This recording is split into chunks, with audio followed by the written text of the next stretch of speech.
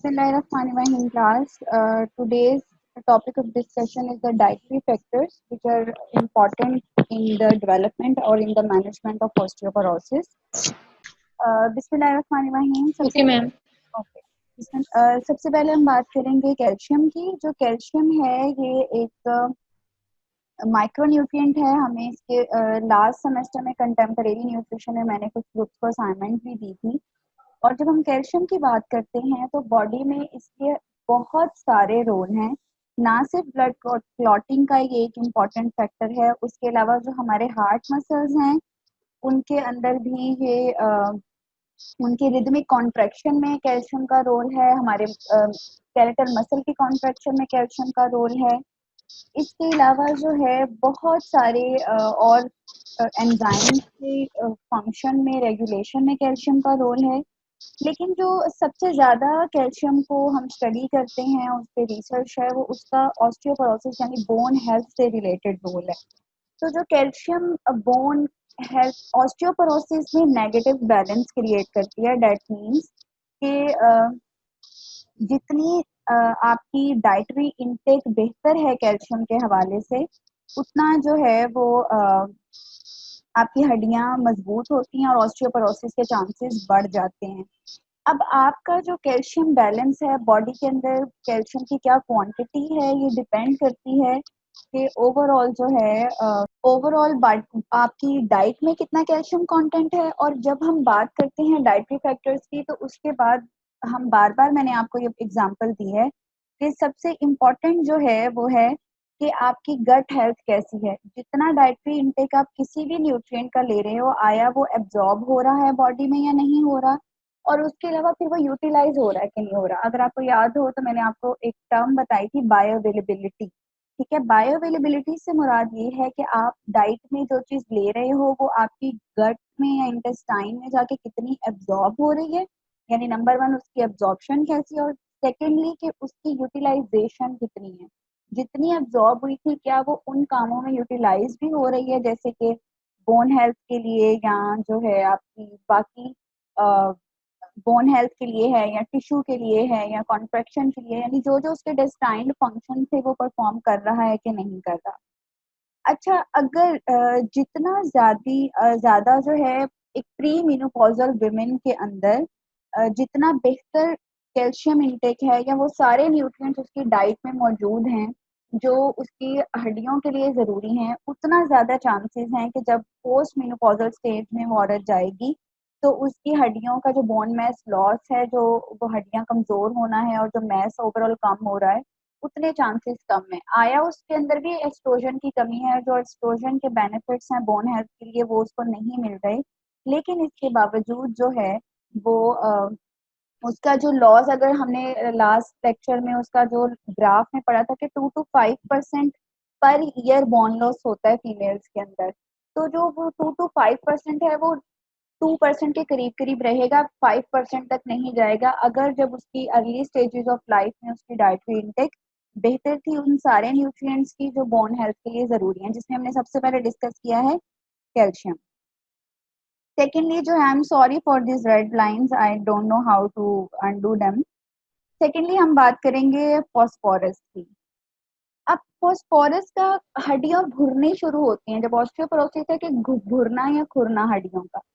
अब फॉस्फोरस जो है इसकी डिप्लीशन जो है वो कैल्शियम की निस्बत ज्यादा जल्दी शुरू हो जाती है। जैसे फॉर एग्जांपल अगर एक औरत की, हम फीमेल की एग्जांपल लेते हैं कि अगर 45 साल के बाद उसकी कैल्शियम की डीमिनरलाइजेशन होना शुरू हुई है तो 40 साल में उसकी फॉस्फोरस की डीमिनरलाइजेशन होना स्टार्ट हो चुकी होगी। ठीक है, the depletion of phosphorus comes before the depletion of calcium. ठीक है, सेकेंडली ये है कि और इस केस में ये स्टार्ट कब होती है, फॉस्फोरस की जो डिप्लीशन है या उसकी डीमिनरलाइजेशन है, हड्डियों से उसका निकलना जो है वो इस वजह से स्टार्ट होती है जब हमारी due to many factors, age factor या एस्ट्रोजन की कमी की वजह से या अल्कलीन फॉस्फेटेज की इनएफेक्टिविटी की वजह से, जब हमारी बोन्स के अंदर ऑस्टियोब्लास्ट की एक्टिविटी कॉम्प्रोमाइज हो जाती है, वो इनइफेक्टिव हो जाते हैं, वो प्रॉपरली फंक्शन नहीं कर पाते, तो उस केस में स्टार्ट हो जाती है फॉस्फोरस की कमी या उसकी डिमिनरलाइजेशन। लेकिन ऐसा है कि जो फॉस्फोरस के डाइटरी सोर्सेज हैं वो बहुत वाइड हैं।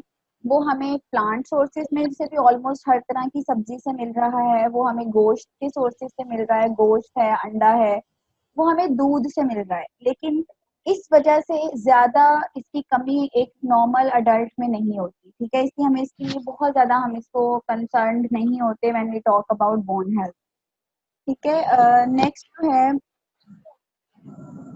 जो क्योंकि हमारी डाइट में हर तरह का गोश्त, दूध और सब्जियां शामिल हैं, इस वजह से फास्फोरस की कमी होती है। लेकिन कैल्शियम की जो इसलिए मैम जी आवाज कट कट के आ रही है। आप अपना नेट को थोड़ा जो है वो देखो, क्योंकि आई थिंक बाकी सबको आ रही है। मैंने हैंड्स फ्री वैसे ले लिया है, पकड़ लिया है, मे बी अब बेटर हो जाए। अच्छा, अब ऐसा है कि क्या कह रही थी मैं? हाँ, I was talking about the diet sources, ठीक है।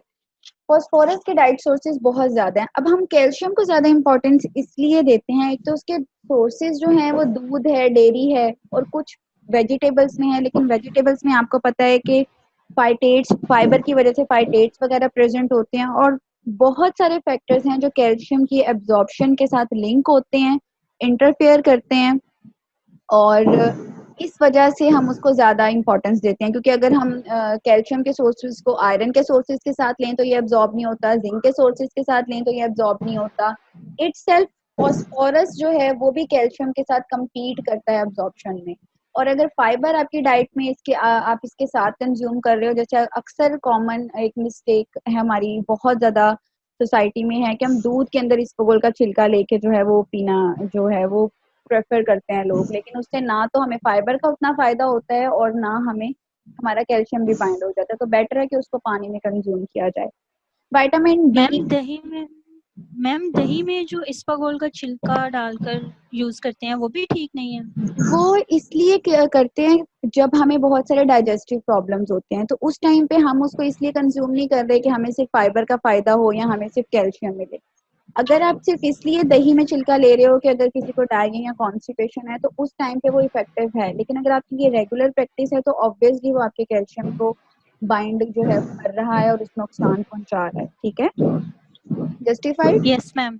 Okay. Yes vitamin ma'am. D का जो है वो हमें सबको बहुत अच्छे से आइडिया है कि विटामिन डी जो है वो हमारी बॉडी में एक हार्मोन की तरह काम करता है। और उसके बाद अब जो ज्वाइन करेगा मैं उसको अलाउ नहीं करूंगी क्योंकि 15 मिनट्स हैव पास। अच्छा, जो विटामिन डी कैल्शियम की एब्जॉर्प्शन के लिए बहुत इंपॉर्टेंट है, और इसका बेस्ट सोर्स, जो चीपेस्ट सोर्स है वो मैम यही। कुछ ज्वाइन करने वाला है। क्या कह रहे हो आप? मैम कुछ स्टूडेंट्स का रहता है ज्वाइन करने वाला, वो मैसेज कर रहे हैं इनबॉक्स में कि मैम अलाउ नहीं कर रही। मैं सबको अलाउ कर रही हूँ और कोई ज्वाइन नहीं कर रहा, और मैं देख रही हूँ, इसलिए आप लेक्चर के दौरान में अगर बोलोगे तो चैट के जरिए बोलोगे, इस तरह से डिस्टरबेंस होती है। क्योंकि मैंने ठीक 15 है। मिनट वेट किया है, they should be on time, ठीक है। अच्छा, विटामिन डी जो है वो बेसिकली कैल्शियम की एब्जॉर्प्शन के लिए बहुत इंपॉर्टेंट है। और दूसरी बात ये कि इसके सोर्सेज जो हैं वो बहुत लिमिटेड हैं। दूध के अंदर विटामिन डी कोई खास मिकदार में नहीं होता। कुछ मछली या कुछ फिश ऐसी है जिसके अंदर ये पाया जाता है, जैसे कि सालमन। और उसके अलावा जो है लिंटा, ये आपके सेल से था। उसके अलावा जो है ये विटामिन मैम डी। सबको म्यूट कर दें, ऐसे आवाज नहीं आ रही है आपकी सही। बेटा मैंने म्यूट किया है, लेकिन मैंने आई थिंक अलाउ कर, अच्छा ओके फाइन, मैंने सबको अब म्यूट कर दिया और आपको अनम्यूट की ऑप्शन नहीं है। नेक्स्ट क्लास में सारे जो हैं वो कैमरा ऑन करके बैठेंगे, और ये आज मैंने आपको पहले से वार्न नहीं किया हुआ था, इसलिए मैंने आपको रिलैक्सेशन दी है। अच्छा जी, विटामिन के जो है इसका बहुत ही इंटरेस्टिंग रोल है बोन हेल्थ में। और जैसे मैंने आपको पहले भी बताया था कि जो बोन्स हैं वो लिविंग सेल्स हैं, और लिविंग सेल्स के बनने के लिए हमें सिर्फ कैल्शियम या प्रोटीन या किसी एक दो चीज की जरूरत नहीं होती। आपको पता है कि हमारे सेल के अंदर डिफरेंट काइंड्स ऑफ फैट्स होती हैं, प्रोटीन्स होते हैं, मिनरल्स होते हैं, लेकिन डिपेंड करता है कि वो किस तरह का सेल है, तो उसकी कुछ स्पेशलिटीज होती हैं। जैसे अगर वो बोन सेल है तो उसमें कैल्शियम और फॉस्फोरस की मिनरलाइजेशन होगी, उसके गुर्दे में बोन मैरो होगा और ये सारा कुछ। विटामिन के जो है वो एक बहुत इम्पोर्टेंट प्रोटीन की वो एक बहुत इंपॉर्टेंट प्रोटीन के सिंथेसिस के लिए ज़रूरी है, जो कि ऑस्टियोकैल्सिन कहलाती है। ऑस्टियोकैल्सिन जस्ट लाइक जब ऑस्टियोब्लास्ट जो हैं, जो बोन फॉर्मिंग सेल्स हैं, जब वो बोन सेल्स बना रहे होते हैं, जब वो पुराने टिश्यूज को रिप्लेस कर रहे होते हैं नए बोन टिश्यूज बना के, तो उस टाइम पे ऑस्टियोकैल्सिन का बहुत इंपॉर्टेंट रोल है और इसके बनने में विटामिन के का रोल है। ठीक है, इसकी हम बहुत डिटेल में नहीं जा रहे। ठीक है, इसके अलावा जो बहुत इंटरेस्टिंग बात ये है कि विटामिन डी की तरह यूरिनरी जिस तरह से विटामिन डी कैल्शियम के एब्जॉर्प्शन को इन्हेंस करता है, बोन मिनरलाइजेशन को स्टिमुलेट करता है, इस तरह से विटामिन के का फायदा ये है कि ये यूरिन के जरिए जो कैल्शियम की एक्सक्रीशन है उसको कम करता है, यानी कि किडनीज के ट्यूब्यूल्स पे एक्ट करके नेगेटिव जो है कैल्शियम की एक्सक्रीशन कराता है, यानी कैल्शियम की यूरिनरी एक्सक्रीशन या यूरिनरी लॉस को बचाता है। और विटामिन के सोर्सेज, अब ये भी देखें, अल्लाह पाक की कुदरत देखें कि जो विटामिन के सोर्सेज हैं उनमें कैल्शियम भी है, जैसे कि हरे पत्ते वाली सब्जियां। ठीक है, नेक्स्ट जो है vitamin C, again it's very important, this is because for its role in the synthesis of collagen. और मैंने आपको अभी बताया है कि कैल्शियम, फास्फोरस और कुछ और जैसे ऑस्टियोकैल्सिन एक प्रोटीन है, उसके अलावा बोन सेल्स के बनने में कोलेजन की भी बहुत ज़्यादा इंपॉर्टेंस है। तो कोलेजन जो है आपको पता है हार्ड कार्टिलेज की फॉर्म में हमारी हड्डियों में और दूसरी जगहों पे पाई जाती है। अब कोलेजन स्किन में भी है, हड्डियों में भी है, कहीं पे इसकी कोई टाइप है, कहीं पे कोई टाइप है। तो जो बोन के अंदर कोलेजन है उसकी न्यूरोलैन अब इसके बाद मैं किसी को एंटर नहीं करूंगी। अब जो है इस कोलेजन की सिंथेसिस में विटामिन सी का रोल है और कोलेजन जो है वो बोन फॉर्मिंग ऑस्टियोब्लास्ट के लिए जरूरी है जब वो बोन सेल्स बना रहे होते हैं। विटामिन डी जो है इसका वैसे दोनों तरह से पॉजिटिव नेगेटिव रोल हो सकता है। ठीक है, विटामिन ए का ये रोल है कि ये ऑस्टियोक्लास्ट की एक्टिविटी को स्टिमुलेट करता है और ऑस्टियोब्लास्ट की एक्टिविटी को सुप्रेस करता है।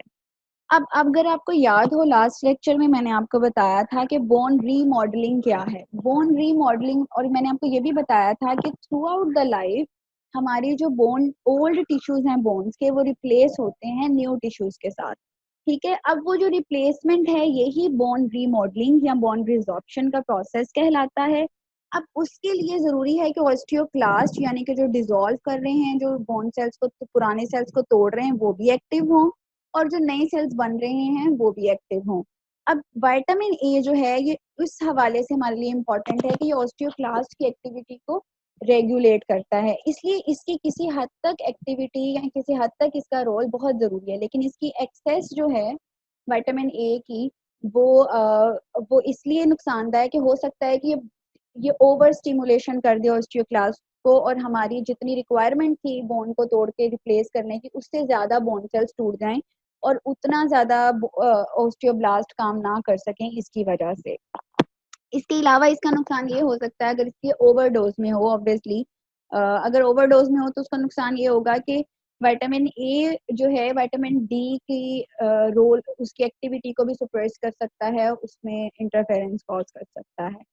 नाउ कम्स प्रोटीन, ये भी बहुत ही इम्पोर्टेंट और इंटरेस्टिंग पॉइंट है कि नॉर्मली हम प्रोटीन के बहुत सारे फ़ायदे ही पढ़ते हैं और ऑब्वियसली हैं भी, क्योंकि एक तो हमारी डाइट की कॉम्पोजिशन में जो प्रोटीन जा रही है वो हम इतनी हाई क्वालिटी प्रोटीन नहीं ले रहे होते। दूसरा ये है कि प्रोटीन की ज़्यादातर जो है वो फ़ायदा ही है, अगर आप उसको उसकी अपनी रिक्वायरमेंट के अकॉर्डिंग ले रहे हो तो ऑब्वियसली उसके बहुत सारे फंक्शन हैं ग्रोथ में, डेवलपमेंट में, तो उसके नुकसान नहीं है, क्योंकि हमारी बॉडी का हर एंजाइम प्रोटीन नेचर का है, बहुत से हार्मोन प्रोटीन नेचर के हैं, हर सेल जब बनता है तो इवन उसकी सेल वॉल से लेके उसके ऑर्गेनालिज जो हैं वो प्रोटीन नेचर के होते हैं। इवन हमने बोन में बात की ऑस्टियोकैल्सिन की। लेकिन अगर जो है प्रोटीन प्यूरिफाइड फॉर्म में कोई बहुत एक्सेस ले रहा है, यानी कुछ ऐसी कंट्रीज हैं या जो कुछ ऐसी एरियाज हैं जहाँ पे गोश्त की कंजम्पशन, ओवर कंजम्पशन है जो नॉर्मल से हट के है, तो obviously excess of everything is bad. तो प्रोटीन का एक्सेस प्रोटीन की जो है जहाँ उसके बहुत सारे और नुकसानात हैं कि वो किडनी डैमेज कर सकती है वगैरह वगैरह, उस वहाँ उसका जो एक हड्डियों को लेके नुकसान है वो ये है कि चैट में क्या आवाज़ कट रही है। What is purified form? Purified form से मुराद ये है कि प्योर फॉर्म में अमीनो एसिड्स लेना, ठीक है। जैसे कि जो खास तौर पे ये जिम में बच्चे जाते हैं तो वहाँ पे जो पाउडर्ड फॉर्म में उनको प्रोटीन शेक्स के साथ उधर उधर एग्जैक्ट अमीनो एसिड की क्वांटिटी या मिकदार दी होती है। वहाँ पे ये ओवरऑल आप प्रोटीन जब हम कोई चीज़ डाइटरी सोर्स से लेते हैं तो उसमें बहुत सारे और फैक्टर्स होते हैं और वो नेचुरल सोर्स होता है, उसको ज़्यादा खाने से बहुत कम चांसेस हैं कि आपको जो है वो टॉक्सिसिटी के चांसेस हों। लेकिन आप जब कोई चीज़ सप्लीमेंटल फॉर्म में लेते हैं तभी उसके लिए प्रेस्क्रिप्शन ज़रूरी होती है डॉक्टर की, क्योंकि उसमें प्योर फॉर्म में वो न्यूट्रिएंट पाया जाता है और प्योर फॉर्म में कोई भी चीज़ जो है वो उसकी टॉक्सिसिटी होने के चांसेस ज़्यादा हैं, ठीक है। अमीनो एसिड्स प्योर फॉर्म में लें तो वो प्यूरिफाइड प्रोटीन है। अब इसका नुकसान ये है प्रोटीन का कि इसका ये कैल्शियम की यूरिनरी एक्सक्रीशन को ज़्यादा करवा देता है। अगर आप प्यूरिफाइड फॉर्म में एक्सेस कंज्यूम करते हो प्रोटीन के सोर्सेज को, चाहे वो सप्लीमेंटल है या इवन नेचुरल भी बहुत ज़्यादा हो जाएं, तो वो आप कैल्शियूरिक इफेक्ट कहते हैं हम इसे, कि वो यूरिन के ज़रिए कैल्शियम की एक्सक्रीशन को बढ़ा देते हैं। इसलिए हमारे लिए अगर बहुत ज़्यादा कोई प्रोटीन ले रहा है तो वो नुकसानदायक है। आवाज़ नहीं आ रही कश्यप बेटा। मैम आ रही। ऐसा है कि जिन लोगों का नेट थोड़ा सा इशू है उनको आवाज़ नहीं आ रही, वो रिकॉर्डिंग में देख लें या फिलहाल जो है वो एंड पे मुझसे रिपीट करके क्वेश्चन आप मुझसे पूछ सकते हो, ठीक है। Next come fibre. फाइबर का नो डाउट बहुत सारे फ़ायदा हैं और हम उसको और बहुत सारी रिसर्च इसको सपोर्ट भी करती है कि बहुत सारी non communicable disease like cardiovascular disease और ओबेसिटी रिलेटेड जो हैं एबनॉर्मेलिटीज़, उन सब में फ़ाइबर का बहुत इम्पॉर्टेंट रोल है। लेकिन जब बात आती है माइक्रो न्यूट्रिएंट्स की, तो जब फाइबर बहुत ज़्यादा क्वांटिटी में हो जाता है तो आपको पता है कि उसके अंदर कुछ ऐसे कंपाउंड्स हैं जैसे कि फाइटिक एसिड्स और फाइटेट्स वगैरह हैं जो इम्पोर्टेंट मिनरल्स कैल्शियम और आयरन वगैरह को बाइंड कर लेते हैं और हम ऑब्वियसली फाइबर एब्जॉर्ब नहीं होता तो एक्सक्रीट हो जाते हैं थ्रू फीसिस वो न्यूट्रिएंट्स उस फाइबर के साथ। तो इसीलिए हमने फाइबर की क्वांटिटी को कम नहीं करना, हमने अपने उसको रिक्वायरमेंट के मुताबिक ही लेना है। लेकिन हमने इस चीज़ को ज़रूर मॉनिटर और रेगुलेट करना है कि हम जब फाइबर ले रहे हैं तो उसके साथ कैल्शियम या हाई मिनरल सोर्सेज नहीं होने चाहिए, ठीक है। अच्छा, नेक्स्ट जो है कुछ और इम्पोर्टेंट न्यूट्रिएंट्स हैं जैसे कि मैग्नीज, कॉपर और जिंक है। इनका मेन रोल ये है बोन के लिए या किसी भी और के लिए किसी भी और बॉडी टिश्यूज की डेवलपमेंट के लिए कि हमारी बॉडी में बहुत सारे ऐसे एंजाइम्स हैं जिनका कोफैक्टर सिर्फ जिंक ही है। कोफैक्टर सब समझते हैं कि एंजाइम को सबस्ट्रेट के साथ जब प्रॉपर बाइंड और उसको प्रॉपर फंक्शन करने के लिए कुछ ऑर्गेनिक और इनऑर्गेनिक न्यूट्रिएंट्स की ज़रूरत होती है या फैक्टर्स की ज़रूरत होती है जिसके बगैर वो एंजाइम अपना काम पूरा नहीं कर सकता, उसको हम कोफैक्टर कहते हैं।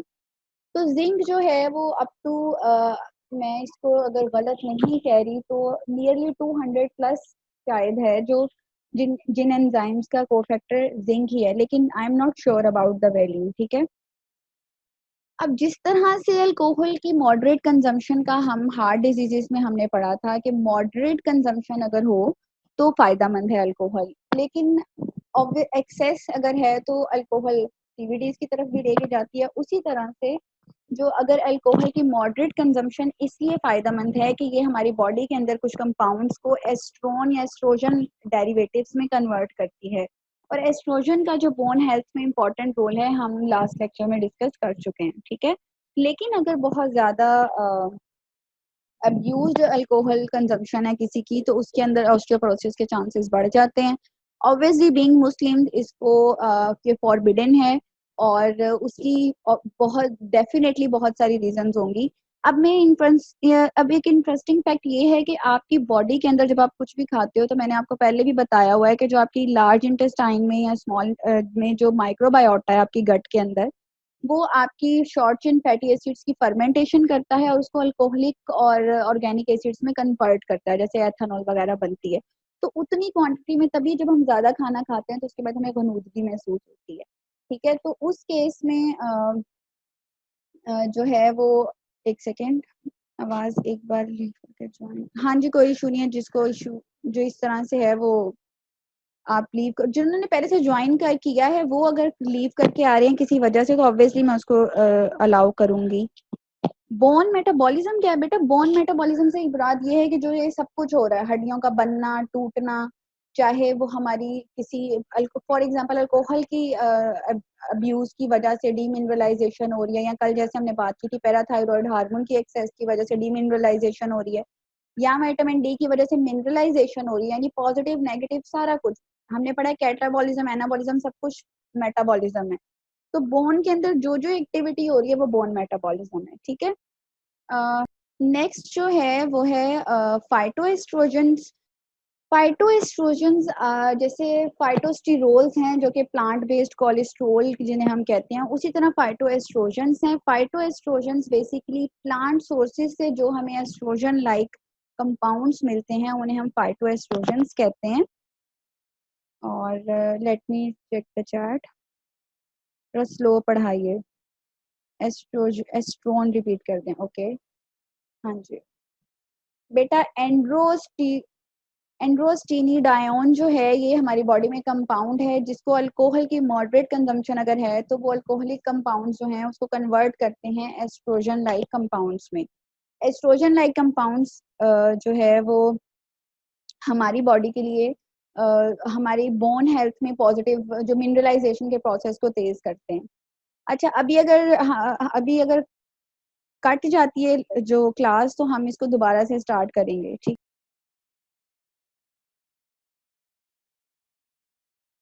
क्वेश्चन आंसर्स के लिए वैसे तो मुझे लगता है पूरा हो जाएगा। अच्छा, अब मैं आपको बढ़ा रही थी फाइटोएस्ट्रोजेंस डाइटरी फैक्टर्स में। फाइटोएस्ट्रोजेंस जो हैं ये प्लांट बेस्ड एस्ट्रोजन कंपाउंड्स हैं जिसके अंदर दोनों तरह की प्रॉपर्टीज पाई जाती हैं, एस्ट्रोजेनिक भी और एंटी एस्ट्रोजेनिक एक्टिविटी भी। तो जो इसकी एस्ट्रोजेनिक एक्टिविटी है वो हमारे लिए बोन मेटाबॉलिज्म में या बोन हेल्थ के लिए पॉजिटिव फैक्टर है। लेकिन अब आप कहेंगे कि एंटी एस्ट्रोजेनिक प्रॉपर्टी का हमें क्या फायदा होगा?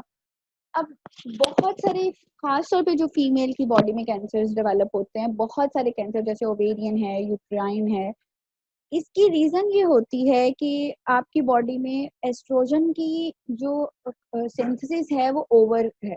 आपको पता है कैंसर होना इटसेल्फ यही है कि एबनॉर्मल प्रोडक्शन, एबनॉर्मल जो है एबनॉर्मली वो सेल डिवाइड हो रहा है। अगर एस्ट्रोजन की बहुत ज्यादा रिलीज हो रही है नॉर्मल से ज्यादा तो वो कैंसर की तरफ लेके जाती है। तो उस केस में भी बहुत सी रिसर्च सपोर्ट करती है फाइटोएस्ट्रोजन के रोल को, इसकी एंटी एस्ट्रोजेनिक एक्टिविटी की वजह से। अब इसके अंदर दोनों प्रॉपर्टीज हैं, मतलब ये कि ये हमारी बॉडी में जाके हमारे एस्ट्रोजन सिंथेसिस को रेगुलेट करेगा, ठीक है, उस एक्टिविटी को रेगुलेट करेगा। अगर हमारी बॉडी में बहुत ज्यादा वो पहले से प्रॉब्लम क्रिएट कर रहा है, एस्ट्रोजन ओवर है, जरूरत से ज्यादा है, तो ऑब्वियसली ये उसके इफेक्ट को नलिफाई करेगा, अदरवाइज जो है ये एस्ट्रोजेनिक प्रॉपर्टीज इंड्यूस करेगा।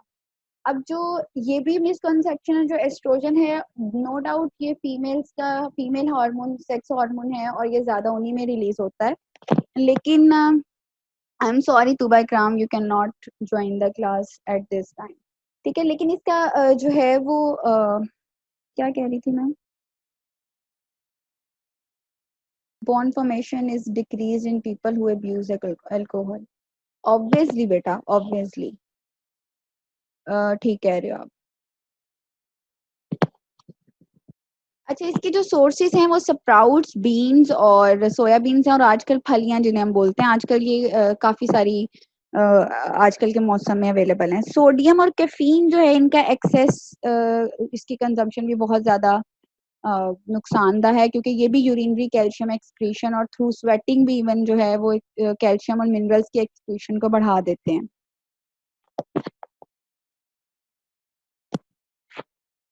स्प्राउट्स क्या होता है बेटा? बीन, फलियां।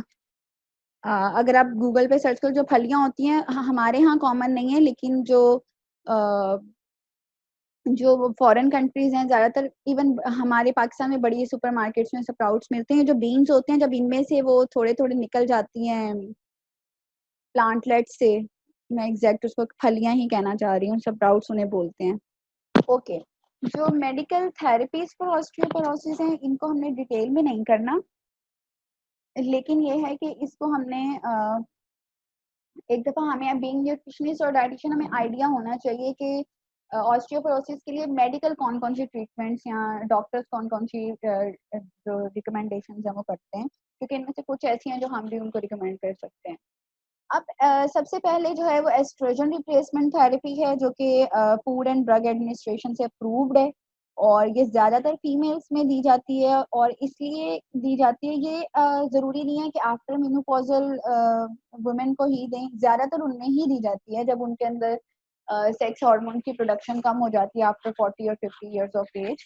लेकिन उसके अलावा जो है ये अगर किसी यंग फीमेल को जिसकी जो है वो रेगुलर साइकिल डिस्टर्ब है तो उसमें भी हम इसको दे सकते हैं। बायोफॉस्फोनेट्स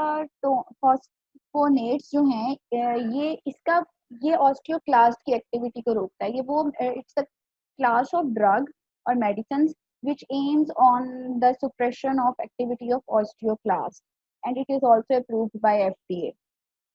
कैल्सीटोनिन जो है हमने पढ़ा था कल भी कि कैल्सीटोनिन का मेन काम ये है कि हमारी बॉडी में थायराइड ग्लैंड से भी कैल्सीटोनिन रिलीज होता है और इसका मकसद ये है इसकी रिलीज का कि it aims to reduce the blood levels of calcium and it do this so by increasing bone mineralization, by increasing the calcium secretion through urine and by lowering the calcium absorption from the gut.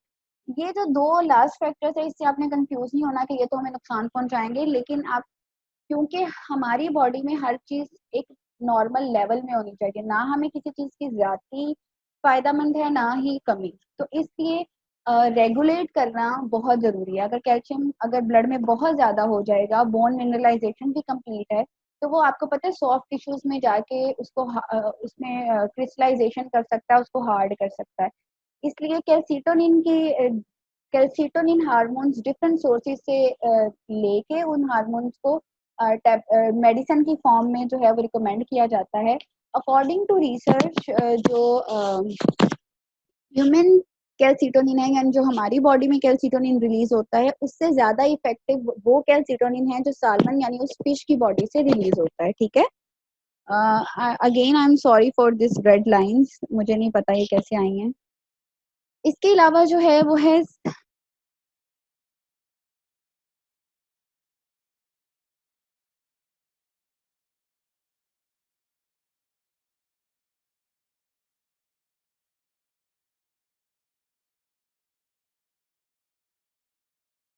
इसके अलावा selective oestrogen receptor modulator, इसका भी मकसद यही है कि bone tissues की अंदर जो मेटाबॉलिज्म हो रहा है उसको मेंटेन करना है। और पैराथायरॉइड हार्मोन जो है उसकी भी इंटरमीडिएट थेरेपी दी जा सकती है ऑस्टियोपोरोसिस में, क्योंकि ये भी डिपेंड करता है कि उस पेशेंट की कंडीशन क्या है। Now comes the simple preventive steps. अभी ये लेक्चर हमारा खत्म हो जाएगा लेकिन हम दोबारा से क्लास को जो है वो ज्वाइन करेंगे for question answers or everybody have to take participation. Simple preventive steps जो कि ऑस्टियोपोरोसिस फाउंडेशन के जरिए के ने रिकमेंड किए हैं, दे आर वेरी सिंपल और इजी टू फॉलो। कि आपने जो है जो सबसे इम्पोर्टेंट न्यूट्रिएंट्स हैं कैल्शियम और विटामिन डी, उनकी डेली डोज को इंश्योर करना है। ठीक है, secondly physical you have to be physical active because इसकी ना सिर्फ आपकी मसल स्ट्रेंथ बढ़ती है बल्कि आपका वजन कंट्रोल में रहता है। जितनी ज़्यादा आपका वजन होगा उतना ज़्यादा बुढ़ापे में जाके आपकी हड्डियों पे दबाव बढ़ेगा और आपकी हड्डियां के जो है वो बोन मैस ऑलरेडी कम हो रहा है तो उनके टूटने का और फ्रैक्चर के चांसेस बढ़ जाते हैं। इसके अलावा भी आपको पता है कि एक्सरसाइज की वजह से हमारी बॉडी में बहुत सारे ऐसे पॉजिटिव हार्मोन्स और मैकेनिज्म्स होते हैं जो हमारी ओवरऑल हेल्थ के लिए बहुत बेनिफिशियल होते हैं। ऑब्वियसली आपने एक्सेस सॉल्ट इनटेक को कम करना है, आपने स्मोकिंग और एक्सेसिव अल्कोहल अब्यूज को करना है, उसको ऑलमोस्ट जो है वो अवॉइड ही करना है। अपनी बोन हेल्थ को लाइटली नहीं लेना है, खास तौर पे जो आपकी मदर्स हैं, आपने अगर वो कभी कहें कि मेरे पाँव की हड्डी के नीचे दर्द हो रहा है, यूजली वहाँ ज़्यादा या मेरी कलाई की हड्डी या मेरे बैठती हूँ तो मेरी कमर में दर्द है, तो बेसिकली उनको ये वो साइंस हैं जो स्टार्ट हो गए हैं, तो आपने उसको बिल्कुल लाइटली नहीं लेना। सबसे पहले आपने उनकी डाइट को चेक करना है कि आया वो रोजाना दूध और दूध से बनी चीज़ें कितनी कंज्यूम कर रही हैं।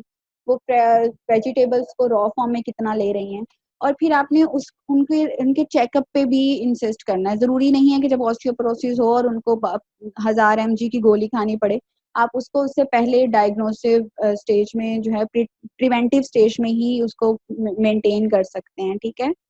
इसके अलावा जो है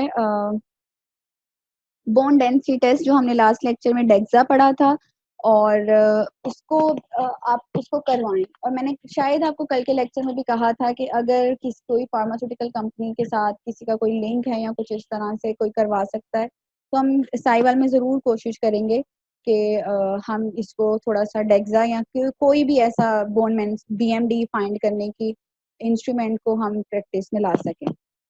अच्छा, मैं इस क्लास को स्टॉप करने लगी हूँ और नेक्स्ट लिंक मैं अभी भेजती हूँ, तो आप लोग उसको ज्वाइन करना, ठीक है।